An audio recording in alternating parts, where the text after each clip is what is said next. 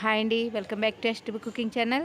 ఈరోజు మనం ఇంట్లో ఉండే ఇంగ్రీడియంట్స్ తోటే రంజాన్ స్పెషల్ షీర్ కుర్మా ఎలా చేసుకోవాలో చూద్దాము. దీనికి కావాల్సిన ప్రాసెస్ చూద్దాం. ముందుగా ఎందులో అయితే మనం షీర్ కుర్మా చేయాలనుకుంటున్నామో ఆ గిన్నెలోకి 1 టేబుల్ స్పూన్ వరకు నెయ్యిని యాడ్ చేసుకొని నెయ్యిని వేడెక్కనివ్వాలి. ఇప్పుడు ఇందులోకి సన్నగా కట్ చేసుకున్న డ్రై ఫ్రూట్స్ని యాడ్ చేసుకొని మంచిగా ఫ్రై చేసుకుందాము. ఇవన్నీ కూడా మంచి కలర్ వచ్చేంత వరకు మనం ఫ్రై చేసుకోవాలి.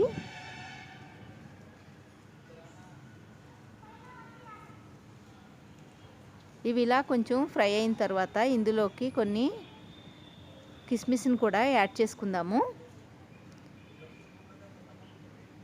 ఇప్పుడు అన్నిటిని ఒకసారి కలుపుకొని ఫ్రై అయ్యేంత వరకు కూడా కలుపుకుంటూ ఫ్రై చేసుకోవాలి. ఇవి ఇలా మంచి కలర్ వచ్చి ఫ్రై అయిన తర్వాత వీటిల్ని వేరొక ప్లేట్లోకి తీసుకోవాలి.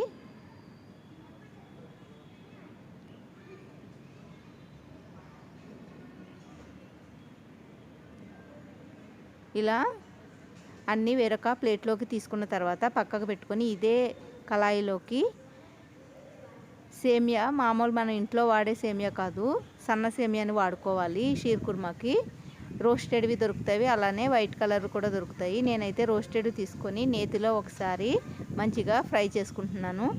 నిదానంగా మనం ఫ్రై చేసుకోవాలి. ఇవి ఇలా ఫ్రై అయిన తర్వాత ఇందులోకి 1/2 లీటర్ వరకు పాలని యాడ్ చేస్తున్నాను. ఈ సేమియా అనేవి మనకి పొడుగ్గా కానీ చక్రాల్లా కానీ దొరుకుతాయి. వాటిని కొంచెం క్రష్ చేసుకొని మనం వేసుకొని ఫ్రై చేసుకోవాలి. ఇందులోకి ఒక 4-5 ఇలాచీని యాడ్ చేసుకుంటున్నాను. మీరు ఇలాచీ పౌడర్ కనుక యాడ్ చేసేలా అయితే చివరిలో యాడ్ చేసుకోండి. ఇవి ఇలా పొంగు వచ్చిన తర్వాత కలుపుకుంటూ మనం దీన్ని ఉడికించుకోవాలి. ఇలా ఉడికిన తర్వాత ఇందులోకి చక్కెరని యాడ్ చేద్దాము.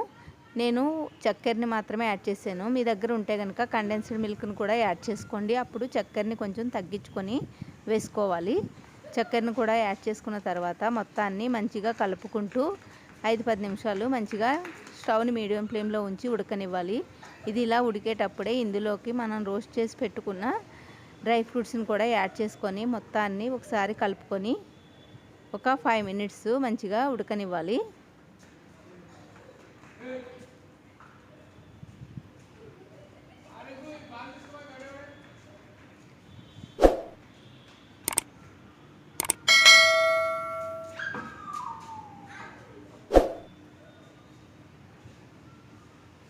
మూత పెట్టి ఒక 2-3 మినిట్స్ ఇలానే ఉడకనివ్వాలి.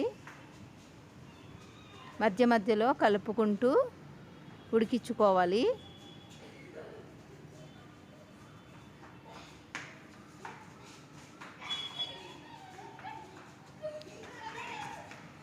ఈ షీర్ కుర్మాని మనం కొంచెం పలచగానే చేసుకోవాలి. చల్లగా అయ్యేసరికి ఇంకా దగ్గరగా అయిపోతుంది.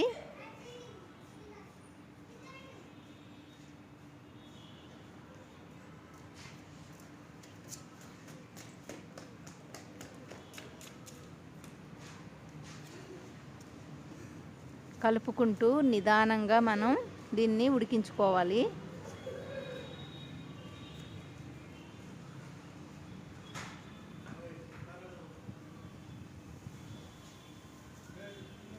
ఇలా ఉడికిన తర్వాత దీని మీద ఒక 1/2 టేబుల్ స్పూన్ వరకు నెయ్యిని యాడ్ చేసుకొని మొత్తాన్ని మరలా ఒకసారి కలుపుకొని స్టవ్ ఆఫ్ చేసుకోవచ్చు.